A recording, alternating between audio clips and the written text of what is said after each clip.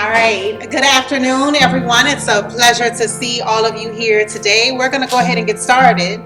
My name is Jade Brown Russell. I am so honored to welcome all of you here today for this very, very special event here at the Maroon. And I want to thank everyone who is currently watching. I know that this is a streamed event. And so we are so honored to be able to do that here and also streaming this celebration of Women's History Month. It is my honor to be here today, not only as a female leader here in Louisiana, not only as the founder of this establishment, Maroon, but also as the board chair of the Urban League of Louisiana. This year for the Urban League, it marks an important milestone. This is our 85th anniversary. It's a big deal. This milestone year provides us with an incredible opportunity for our organization to celebrate our past, to magnify our vision for underserved communities across the state of Louisiana, and to also amplify the work of like-minded partners and leaders in Louisiana whose mission aligns with the work that we do. So today, we will listen to a very, very special conversation between Judy Reese Morse, President and CEO of the Urban League of Louisiana, and Lona Hankins, Interim Executive Officer of the Regional Transit Authority. This discussion is not critical only because it provides important conversation on transportation and on economic mobility. That's important, but it also gives us an opportunity to highlight two incredible female leaders in the state of Louisiana. Equity is what Urban League of Louisiana strives for as an organization. And under Mrs. Hankins' leadership at RTA, the organization has aimed to set a new national standard in how transit agencies approach transit equity and to build a workforce that represents the diversity of New Orleans and our nation, including gender equity. Before I bring both of them to the stage, they're here. I would like to say, right. I would like to say a few words about each one of them. Let me say this before I tell you what's on this paper. These women, they are truth tellers, which is why they're here today.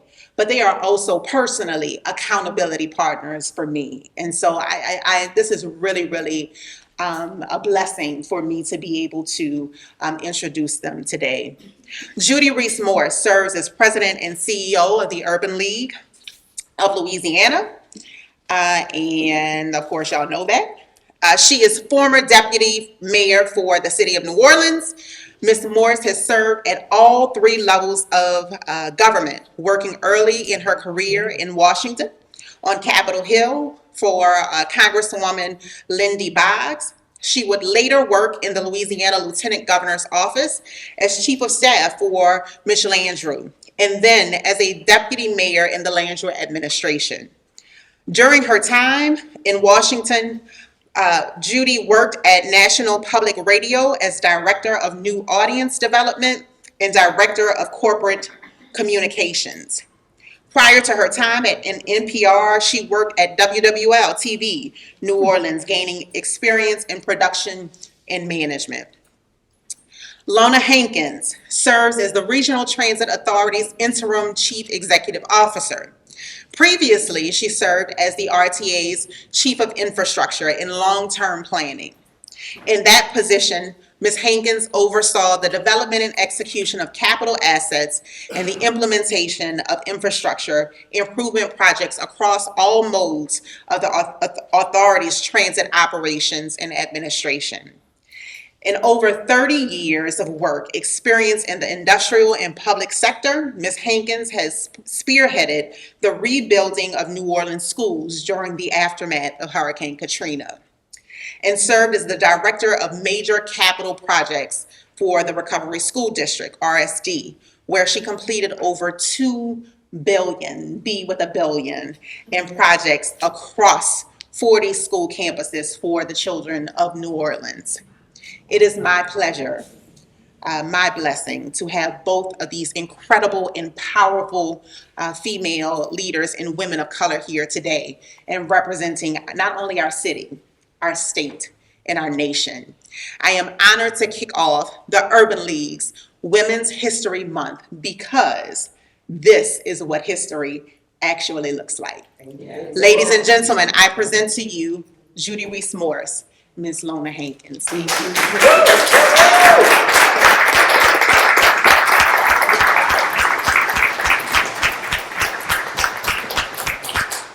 Thank you so much, Jade, also known as Madam Chair, also known as Force of Nature, yes. Also known as Change Maker yourself. Yes. I think everyone in this space and everyone watching and everyone who has ever met the person that we know as Jade Brown Russell is amazed by her every day, blessed by her every day because of her bold vision and the action that she takes to serve our community. Please give her a rousing round of applause. It is truly our blessing to know you. Hi, Lona. Hi, Judy. How are you? I'm good. I am so glad to have this conversation with you, but before we start, take my hand. Before we start, I'm going to ask everyone to pause for just a moment and let us all think about the family of Mr. Bob Tucker. Yes. We were also saddened to learn of his passing. He was a chair of the board at the Regional Transit Authority, an icon in business, in government, and in politics. And we will miss him dearly. I know each of us has at least one personal story where Bob has mentored us, has helped us, has supported us, has saved us. And so let's just take one moment, please, of silence and remember him.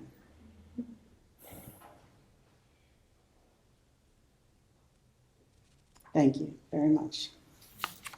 Well, Lona, I'm so excited to have this conversation with you. I have been looking forward to this. Me too. You are an example of living history, Black woman making things happen here in our state. And our time together today is going to be spent really getting to know you better and getting to know about your vision for the RTA, getting to understand a lot of what the Urban League of Louisiana cares about, which is equity, yes. Equity at work. And so before we get started, if you would set the stage for us, tell us about the RTA, what it does, what the mission of the organization is. So the Regional Transit Authority provides public transit. We have over 30 routes. We service a couple of hundred square miles. We have bus transportation, the streetcar transportation, 3 streetcar routes. We also service the ferries, and we have a paratransit / on-demand mode that that service our elderly, our community that may be handicapped and need additional assistance with public transit. We have been in existence. Well, public transit in the city of New Orleans has existed for over 150 years. The RTA came into existence in the late 70s, early 80s when NOPSI ran it as both an Entergy. It was New Orleans Public Service, so both they ran the energy side of it as well as the transportation side of it. And so when that legislation came into being, it was originally envisioned that it would be true regional and 6 parishes can opt in or opt out. We are governed by the mayor has 4 appointees to the board, and the Jefferson Parish president has 3 appointees into the board. We currently service a bit of St. Bernard and a bit of Jefferson Parish. We go all the way into Jefferson Parish now as a result of our most recent system redesign. We go all the way into Elmwood because that is a major job center. So I think when most people think about the RTA, they think about bus lines. Yes. And as we heard Jade introduce you, you have worked in a couple of different sectors. been responsible for huge transformational projects. I'm wondering if you can talk a little bit about the differences between working in education on big projects and working in transportation on large projects. So the skill set is the same. The service, the reason why for me is the same. I, after Katrina, stalked Superintendent Pastorek once he became the superintendent of public schools. Before Katrina, I had two of my kids were in public school, and I would go to Orleans Parish School Board meetings and point my finger and complain about their physical infrastructure or all the things that was wrong. I worked at an oil refinery in Plaquemines Parish, so I had a sense of what good looks like from a corporate experience, from project management experience, and I knew that the city deserved better. I had a bit of survivor's guilt after Katrina, in that my daddy's, all six of his siblings, five of his siblings, six boys, lived in New Orleans. So we had a collective household of about 20 people who owned their houses. And of the 20 people, after Katrina, only 4 of them were inhabitable. Not that they weren't damaged, only 4 were inhabitable. I still had a good corporate job. I had cousins who could not come back to New Orleans. And so, I felt this need to contribute to New Orleans in a meaningful way.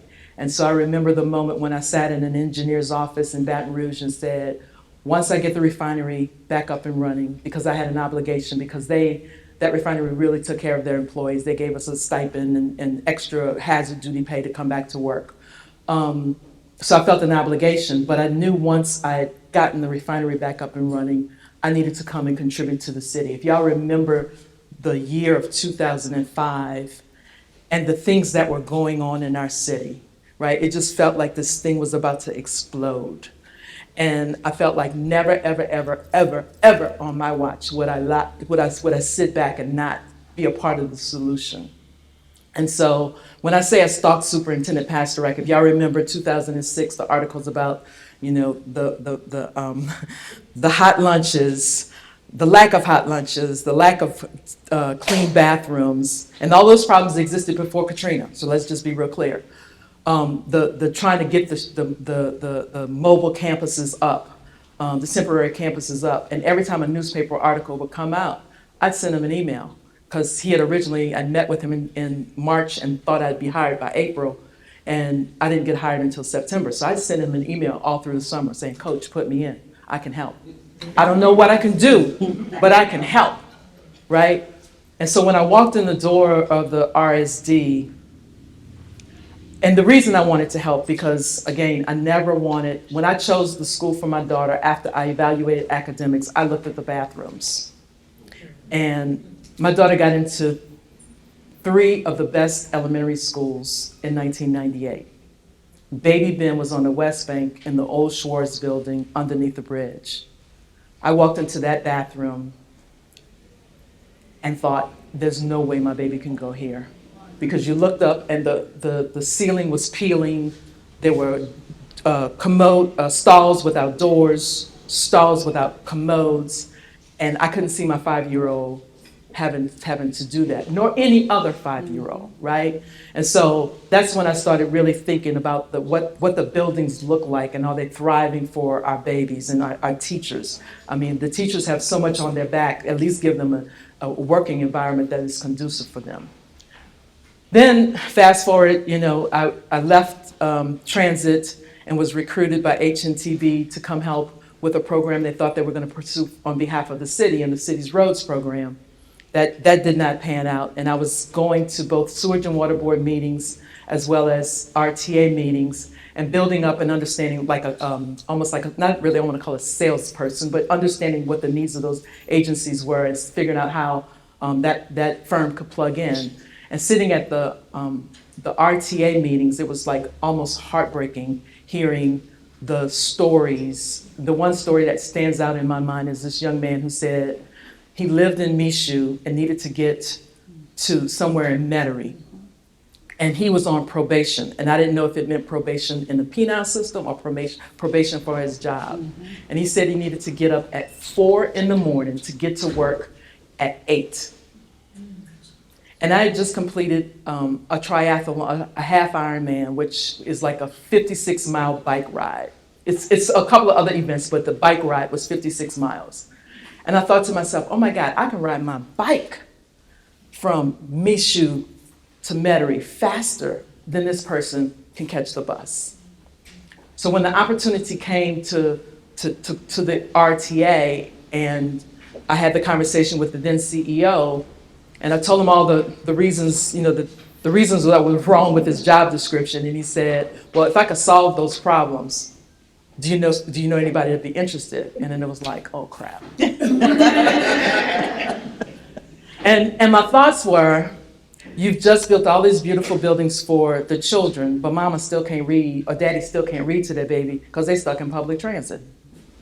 So for me, it was like a light bulb moment that this was another great problem that I can help be a part of the solution to fixing. And so that's how I wound up in public transit. And from a managerial skill, the skill sets that I learned in the private sector are applicable to the public sector.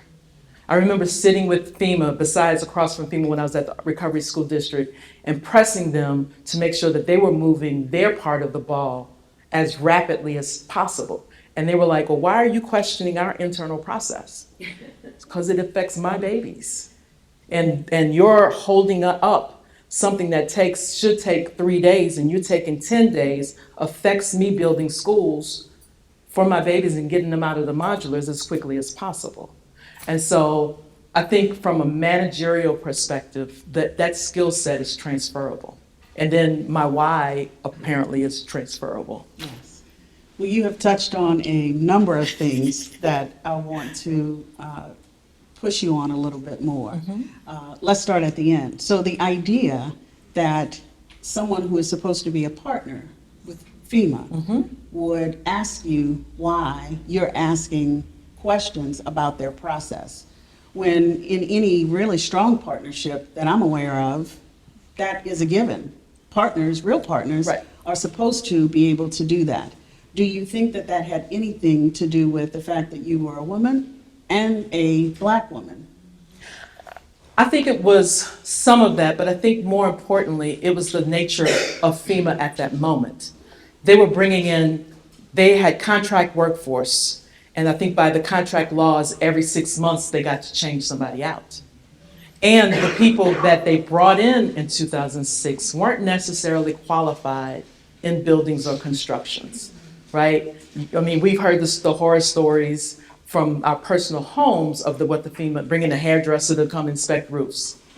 I literally had a guy who managed an Applebee's all of a sudden now telling me whether or not a building was damaged. $2 billion later. So it was, so I think it was, and by nature of the FEMA contracts, right? FEMA's designed to be like a temporary help, right? And so some of it is by nature of the structure of that agency.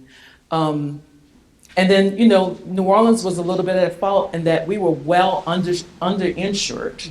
Now, we probably would have had the same arguments with the insurance company as well, right? But as an agency, the Orleans Public School was underinsured, as was the RTA, as was many of our public institutions. We were underinsured. So you are now at the RTA, arrived at the RTA. We know that many of your skills and lessons have been transferable. This is very positive and good to know for a lot of women who are at different points in their career, to know that nothing is wasted, right? Nothing is lost. Yeah. There are no real failures. Everything is a part of the building process. You come in to take over infrastructure and capital projects, and you then have an opportunity to serve as the interim chief executive officer. What is that like? What went through your mind? How did you make the decision to say, yes, I will now place myself in that seat?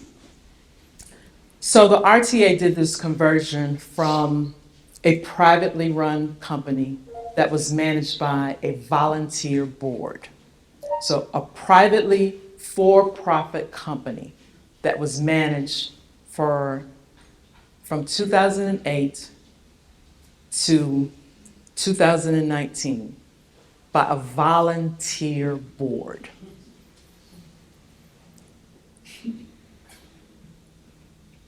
That in itself led to profits, right? So let me squeeze this agency. Let me not reinvest in this agency.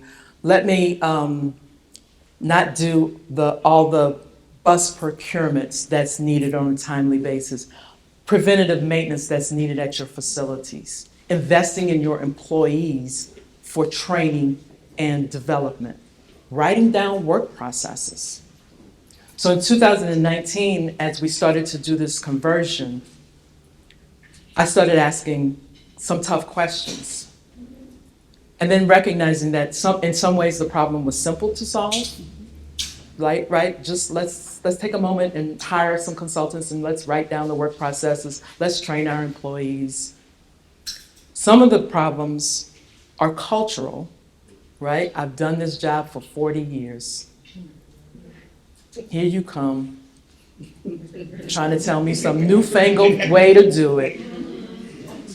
And so there's a natural kind of resistance to that. In any agency, any corporation, when you're introducing change. My calculus for making the decision to not only say yes to the interim job, but apply for the permanent job was a series of moments. Because I'm cautiously optimistic and have a lot of hope because I'm a mama. But I'm also my own worst critic. So looking at the list of things that need to get done or the list of qualifications that you need, it took me a moment to realize I don't need all 10. I got 5 because the man may only have 2. And he gonna throw his name in the hat. So it took a lot of that self-confidence, looking in the mirror, self-talk that we do, or that we teach our daughters to do. I had to do it for myself. I needed a good crew to remind me that I could change lives and that I will change lives. And then it was some old school playing football in the street with the boys saying, "Nah, you ain't gonna beat me today." Not today. So, and again, it goes back to my why, right? I truly believe that transit and getting it right can save lives. And I think about that horrific carjacking that occurred 2 years ago. And I think about what if mom had that extra 15 minutes with our babies, either to blow off steam, read to them, catch them before they walked out the door and made that life-changing decision. So, I learned in college, there was a professor who said, when you point one finger at somebody, there's 3 fingers pointing back at me. And so I took that one personal, like, what can I do to prevent that situation in the future, right? Get the buses running on time. Get the buses running faster. Make mama's life a little bit easier. Give her some shelters. Give her some cover at the transfer center, right? So how do we make mom and dad's lives easier? If she's on time for work, she's then viewed as a reliable employee, so she can get a raise. So those are the ways that I believe that transit can change lives, and that with the right team in place, we can change this city. Lona, if you believe that transit can change lives, I'm wondering if you also believe that transit and transit equity can grow the economy. So as you know, the Urban League of Louisiana focuses every day on our mission, and our mission is to promote economic self-reliance, to promote power, parity, equity, and civil rights. And we believe that equity, racial equity, is actually an economic development strategy. Now, we have to do a lot of teaching there, right, to help people to connect those dots and to get there with us.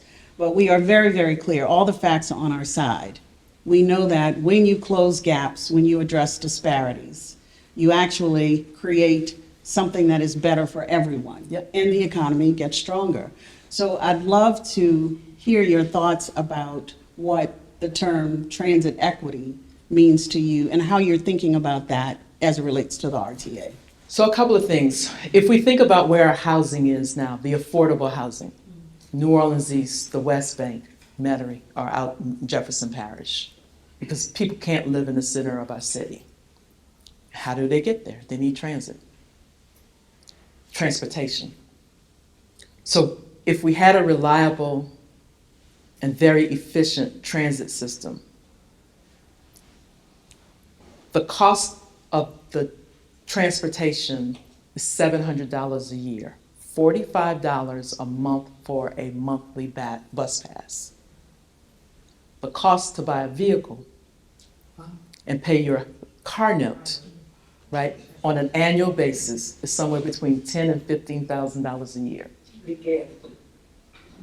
That's gas, insurance, notes, right? And if we think about, I think about like my parents and my generation, having that car was a status symbol. But in 1964, 45% of our folks took public transportation. Not everybody had a two-car family, right?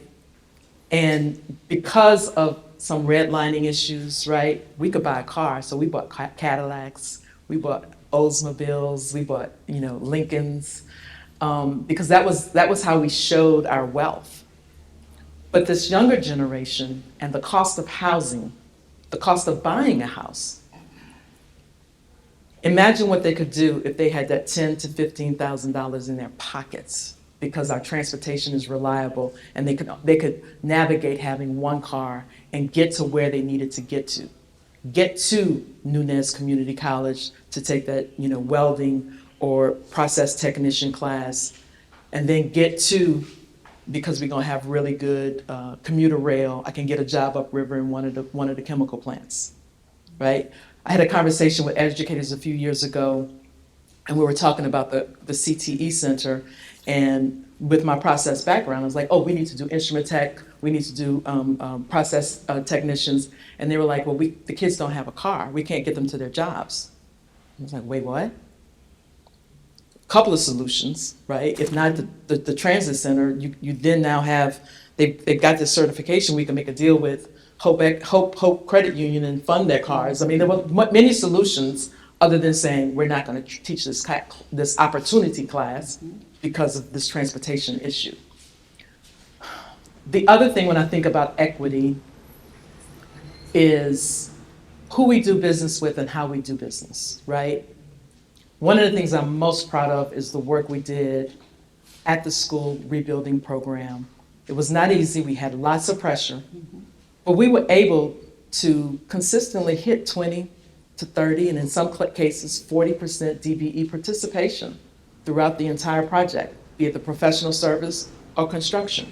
There are several firms that I know we helped grow their bonding capacity because they did work with us. Malone Electric, CDW, Livers Construction, Charbonnet Professional Service and Brian Egana's firm Circular were on the program management contract for forever. So, and that's the ones that I can name. How do we institutionalize thinking of the small local business, the DBE first? So anywhere from who I buy my coffee from, who I use when I need to hire a plumber, and who I use when I do a construction contract.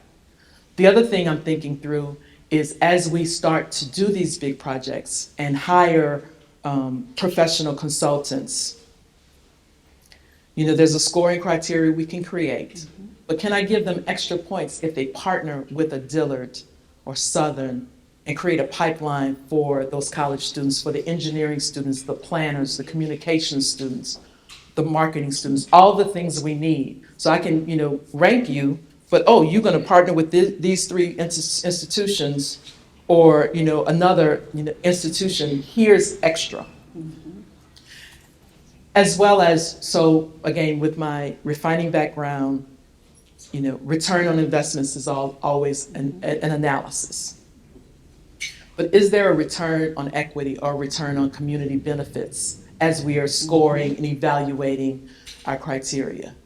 Bus rapid transit is a big thing, but the other big thing that comes after bus rapid transit is transit-oriented communities, transit-oriented developments. And that is where typically in other large cities, the transit agencies have bought right-of-way. And as they bought this right-of-way and it's laid dormant, they then start to redevelop it. Once they select the line, they then start to develop those endpoints. And those endpoints become like those town centers that are being created all over the country, where you have mixed use housing, you have a rail center or a bus rapid transit center, you have community space. So how do we think about the redevelopment of transit-oriented communities in a way that our people have a real good stake at? So as you're planning the town square, can we carve off sections of the town square such that a small, local, thriving DBE can become the developer?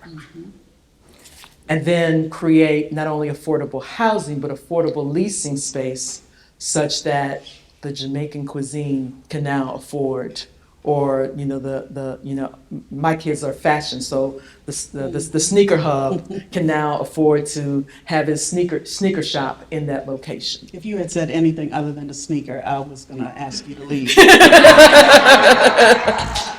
had to say that. It's the work that her son is doing. So, I just think that as we start to, and some of this we can really do because federal legislation is a little bit easier than state legislation. State rules and state bid laws require us to do low bids. But in this IIJ money, there's some, as we're writing these grant applications and understanding those issues, there's some equity focus in their grading scale. There's some making sure that we are investing in workforce. In many of the RTA has a low-no pilot, and as we're thinking about changing our fleet to go to a more greener fleet and doing either hydrogen or electrifying our fleet, there's a whole bunch of money that will be out there to do workforce development. We've already started to partner with a local institution, the 1881 institution, right, to help us do some workforce development and train our existing workforce, but also grow future workforce, and partnering with recreating those relationships with Delgado. I can't wait to continue this conversation, but I need to make a little housekeeping announcement. There are 3 cars that need to move to new parking spots: a white Range Rover, a silver Grand Caravan, and a green Genesis. If any of you own any of those cars, if you would, please. So back to our conversation. So I know that everyone here is excited because I'm hearing the mm-hms and the seeing out of the corner of my eye, the heads shaking, in agreement with you. This all makes perfect sense. And to have someone who understands infrastructure, who understands policy, who understands process, and who understands community and understands people, sounds like a really, really great formula for success. But I'm wondering, who would not be for this, and what do you say to them to convince them that this is the way we ought to be thinking about our transit system here in the region? So my sense is it's a lot of us old people because we're car-centric. My sense is we've lost community a little bit, and we've lost what it means to sacrifice a little bit, or understanding like what what the community benefit will be. So if you're asking me to give up an extra 5-10 minutes on my commute so that mom can reliably get to her destination in 15 minutes, there's a bit of a rub there. And I think there's a bit of, I got mine, you get yours, right? When I was a kid, I had to walk 3 miles in the snow to get it, so therefore you should walk 3 miles in the snow. There's a little bit of that I believe is happening. And then fear of change. So let's just be real clear. I had it at the schools, right? When we talked about downsizing from 127 campuses to 82. Mm-hmm. There's a fear of the change, the fear of the loss of the nostalgia. Mm-hmm. And so I think that's just going to take, for what I call hand-to-hand combat, and figuring out ways to communicate and meet people where they are. Because it's really, like, I got 2 of my kids are not here. Mm-hmm. One is in Minneapolis and one is in Denver or LA, wherever he is at the moment. But I'm pretty sure when the grandbabies come from Minneapolis, I don't know anymore. At one point in time, I was thought once she had babies, she'd come home. I don't know anymore that that's a done. And she's in 23-degree weather, like 7-degree weather. Mm-hmm. Like, what is wrong with you?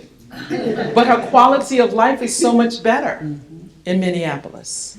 Now, they still have some of the same issues, but so it's like, why do I come home? Those are the calculuses. If we really want our community to thrive for the next decision, for the next generation, and we are making decisions today for the next 50 years, right? We need to figure out how we engage our youth and our grandkids in this conversation and meet them where they are. Sometimes I think it is very helpful when change needs to happen for people to be able to actually see what it looks like. Yep. So what can you tell us about what is happening in other cities that we could potentially kind of take a peek at to see what's possible here in our region? Many cities are exploring with bus rapid transit or have bus rapid transit. New Orleans is one of 7 cities, progressive large cities, or claim that they're large and progressive, that does not have bus rapid transit. Other cities are exploring with fare capping. Would you say what bus rapid transit is? Okay, so we Make have, sure we're all on the same yeah, I'm sorry. So bus rapid transit, we're in the process of finishing a study for bus rapid transit to move people from New Orleans East to the West Bank in a very rapid manner. So you will have, if you think light rail, think MARTA's electric light rail, DC subways, but above ground. Those stops only occur every mile or so. And so the way it's set up typically is level boarding. So it's easy for mom and with a stroller to get in and out, ADA accessible. And these stops happen every mile so that, and then you have your transit system is designed somewhat around that. So if you're going to take the local versus the express. So the bus rapid transit is an express bus on steroids. And our current study shows that we could potentially move people, if we select the gold standard, from New Orleans East to downtown in 30 minutes, as opposed to 45 to an hour right now. And we can move them from New Orleans East to the West Bank in 60 minutes, as opposed to 90 minutes to 2 hours now. So that is a huge, and when you do it with the gold standard, that is when the transit-oriented communities start to begin to develop around it. If you think about the streetcar infrastructure along St. Claude, people were nervous and scared, and however, that has spurred a redevelopment and revitalization because those tracks are fixed, right? Then when I say the gold standard, and we will have to study the route to figure out what is best so that we're not doing any harm to current traffic patterns. But the gold standard is typically a dedicated lane with these high-end shelter transit stops. So that is essentially bus rapid transit. And in 2018, our board did a strategic mobility plan where we were charged with looking at those high-capacity routes, high-capacity corridors, moving people from communities where there's been some economic disparities into their job centers. Does that fall, Lona, in the category of innovations for the RTA? It would be innovative for us, but when I think about, like, we're the one of seven, we're catching up. So it depends on how you classify it. Well, give us something to really dream about. What happens when we really start to be innovative? I always say about innovation, Yeah, sometimes you stumble upon it, yeah. but most of the time it is because you are intentional and you're willing to invest in it. So I'm wondering what the RTA is thinking about. A couple of things. In 2018, we got a grant that will allow us to upgrade our fare technology. And this is also an equity issue. So if the fare technology, right now, most of our transactions are occurring with cash. We still have people shoving coins and dollars in our cash box. Other places have tap cards. So we have a grant that will allow us to change out all of our fare technology. We are attempting to work with the two adjacent parishes that will allow them to, in a cooperative procurements, that if they want to for their buses, that way our riders can easily transfer from one entity to the other without another fare medium. But we can do these tap cards or through your phone device. But what the bigger beauty in that is we can then be creative with our fares and do something called fare capping. And so someone that is of, meet the means test, once, and if they in the beginning of the month, they buy that $45 monthly pass, and if in the beginning of the month they spend all 45, after the 15th they still need to ride transit, it's capped. They can still ride transit because it's been capped for them. But for my tourists, the folks that want to buy one-day passes want to enjoy our streetcar at $2 or the ferry at $2 when those things in the trolley car in San Francisco costs how much to, right? So we can then do something creative to honor our local community and help them out from an equity perspective. And so I'm excited about that. We are moving quickly in our fares, in this technology approach. We had an RFI to the market to ask what is happening out in the market. We will be pursuing that project and planning it out such that maybe 2024 it will be active, 2025 at the latest. The other thing we're looking at is mobility on demand. We have a pilot in New Orleans East that is funded by the federal government that has allowed us to do Uber-like services for our paratransit. Other cities are exploring with that technology for what's called first mile, last mile. We don't really have a first mile, last mile experience because we're such a small city. But it will allow us to explore that for areas where we may not have as great service coverage, or for the elderly who may not quite qualify for paratransit service, but wants to have a little bit more hand-holding and rather than catch the traditional public transportation. So we're going to be issuing that study again this year and hopefully have a path forward if it's financially feasible in the next year or so. And then from an innovative perspective is also tapping into the IIJ money to make sure we're doing and developing our own workforce development program. And how do we start to attract, we have a real issue with finding mechanics, partially because we all send our kids to college and as opposed to sending them to, career schools or industrial schools. And so there's just this dearth of diesel mechanics and, all us old farts are walking out the door. So we got to figure out how do we close that gap and make those things, those careers sexy, and understand that it's not your daddy's mechanic shop anymore. There's more technology in servicing these buses, particularly as once we go to electric or hydrogen. It's all about, going to be all about technology.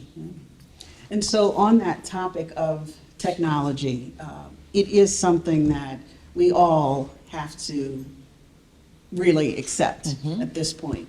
We can resist it, Yep. but we have to accept it, and it will only increase. Yep. And so I'm wondering, when we think about transit, when we think about, for instance, the mechanics positions that you just talked about, what is happening at RTA on the technology front that will really help to bring the entire organization forward and bring the entire organization along? So inside, I'll do it inside and outside. So internal to the organization, we're finally updating our financial systems. Financial systems really hadn't been updated last time in 2008. I won't tell you what the GUI interface looks like, because it's dot matrix and green screen. We are looking hard. We have this, we currently have this technology. It's called a Clever device, a CAD system that allows us to track our buses. However, we need to now leverage that technology a bit more. So our operations team somewhat is the predominant customer, but it has maintenance technology that will allow our maintenance technicians to know and run diagnostics from the field to understand if there's a bus broke down out in the field, what tools they may need. We can also take advantage of that technology as it relates to marketing and revenue generation. So as we are passing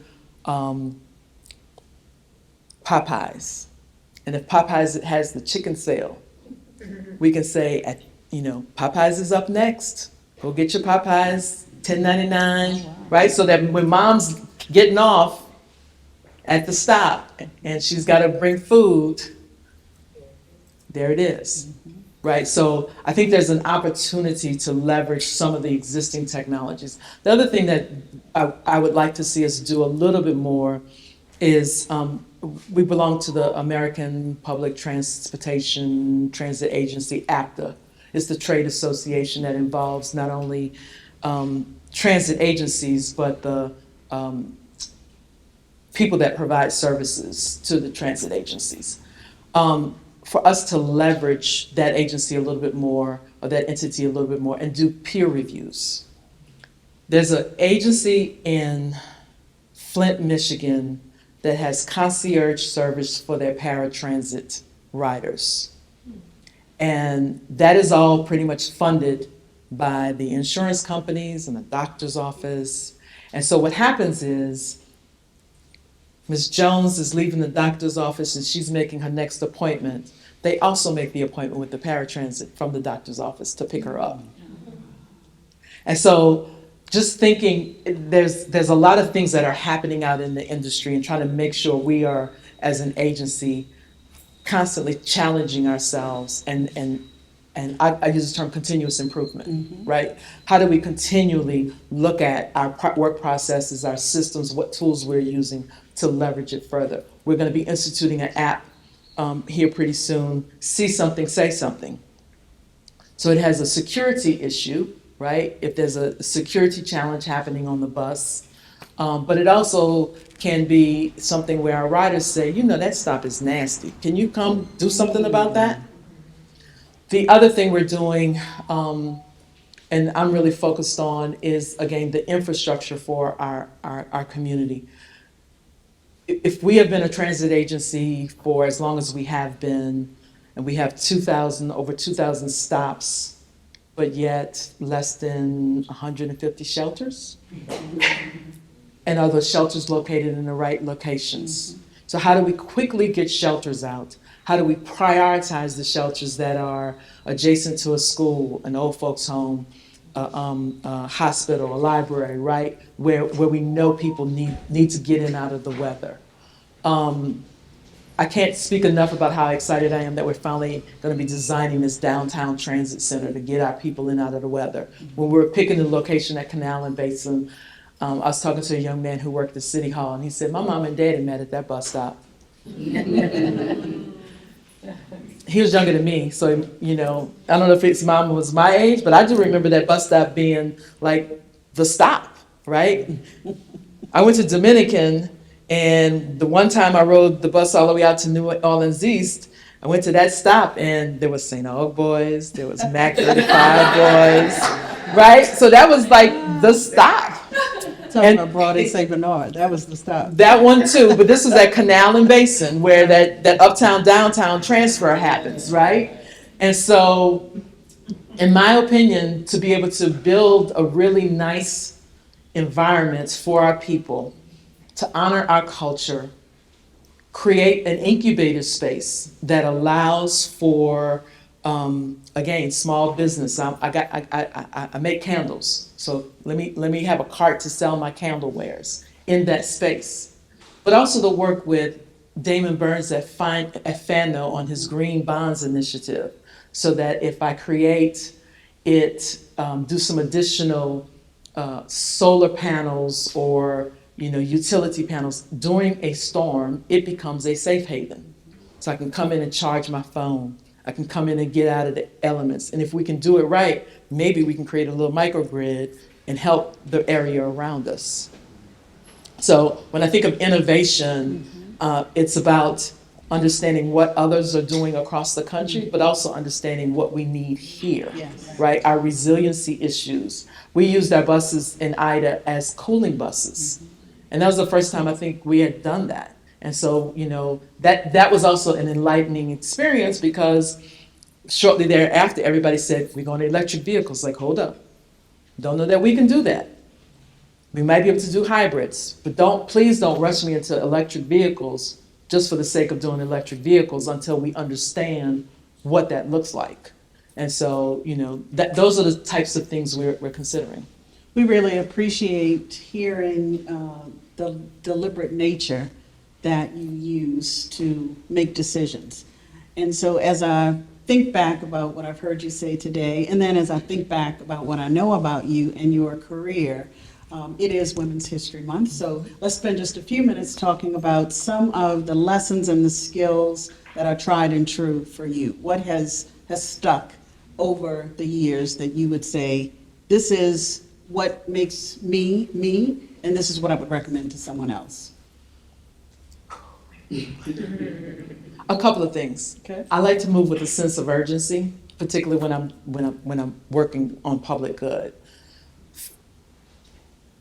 But I also am not afraid to admit when I make mistakes, particularly to my children.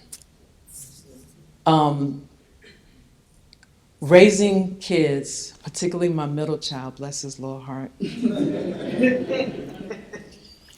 he has reshifted my thought process and empathy process around so many things. When I think about,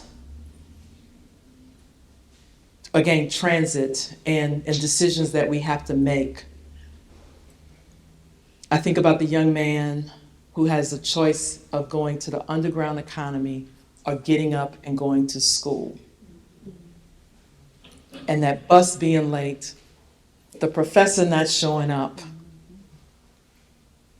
and him just saying, that's it. And those are real decisions that our babies make on a daily basis, because part of it, their frontal lobe isn't really developed. When I think about my mother and her being able to take that powdered milk and mix it with the whole milk and water and put, as a kid, she'd either put the chocolate flavoring and a pink flavor, strawberry flavoring. But how she spread that to either service the neighborhood kids who were all of a sudden eating at our house for whatever reason, or the cousins who came, right? And those are the decisions that we have to make as I think about making those true budgetary decisions. As women, we are multitaskers, right? And so that rolls into my management style because apparently I have the ability to check on this department, that department, manage the kids' schedule, manage the soccer, the things that we do. When women sit at the table, if we can bring our whole selves to that table, the decision conversation changes. When I think about the service when COVID hit and we were making decisions about cutting service, it was a woman who said, hold up, that line goes to the grocery store and the pharmacy, and it's about to be the 15th of the month. We can't cut service. And those were things that in that realm of men, even myself, I didn't think about that implication. But when she said it, I was like, oh yeah, we can't do that.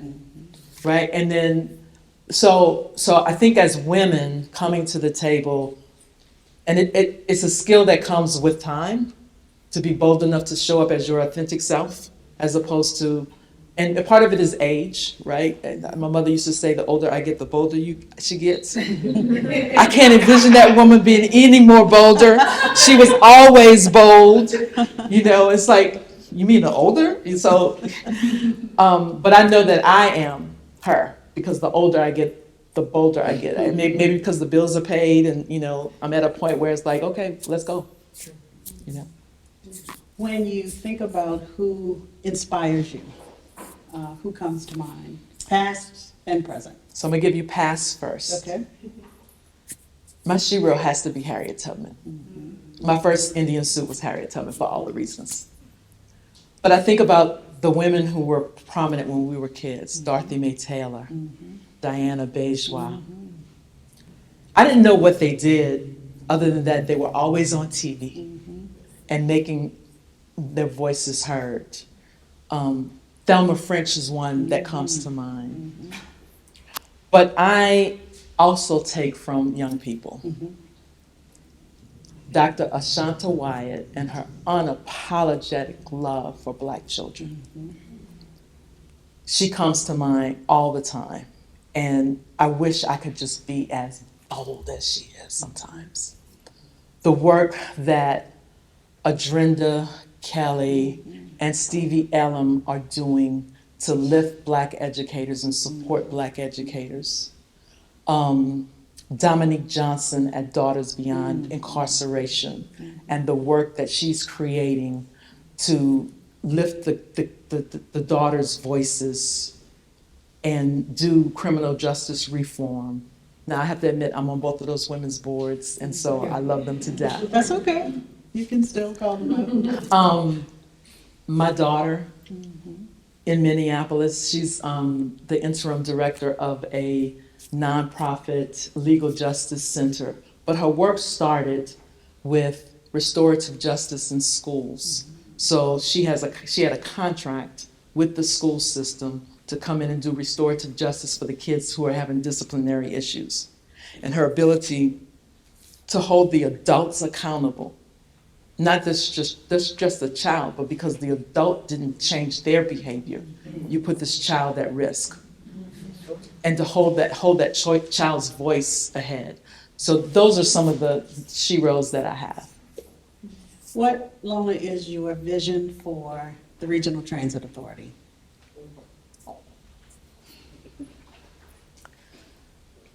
To provide premium service for our transit-dependent riders that is so well that our choice riders start to grow.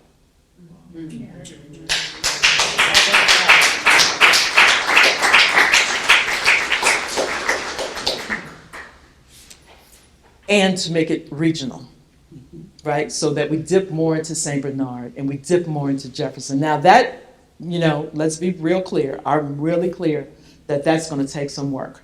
Because when the RTA was formed, the surrounding parishes opted out.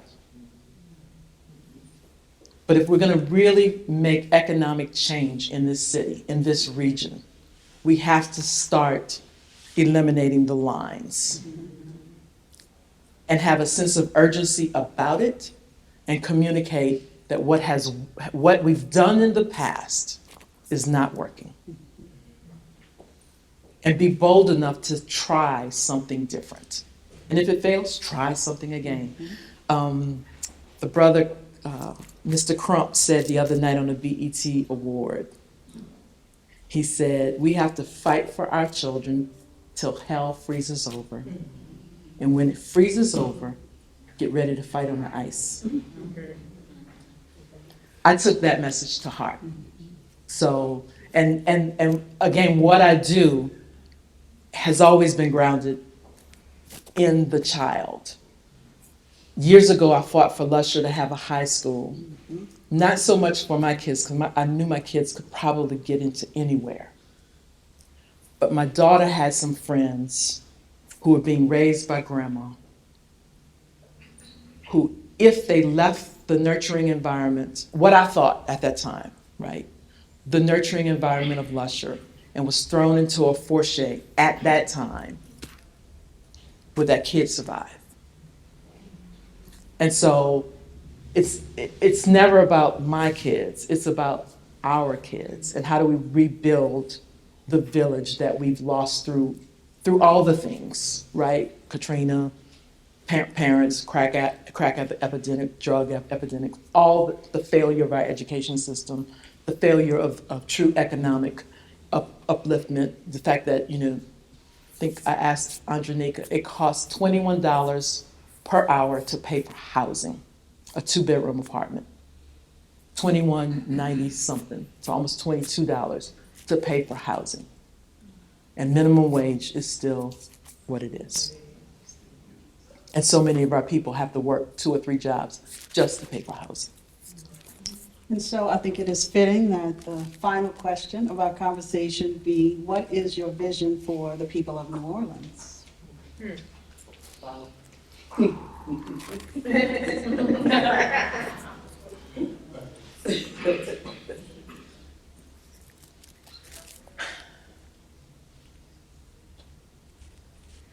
That we achieve our full potential.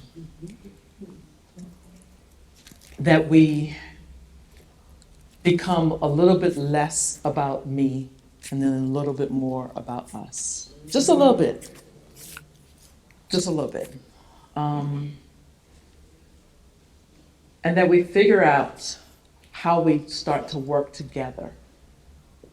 And even if we disagree, that we figure out how to do that in a respectful, healthy manner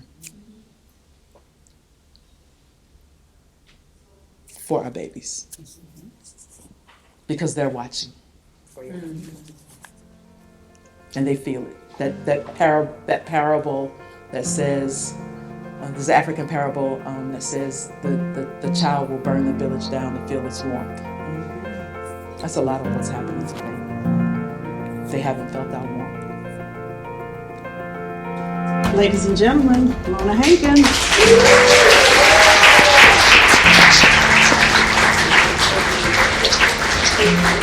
Thank you. A true change maker here in Louisiana, but I would argue, after this conversation, a true change maker in our country. One more time, give her a round of applause.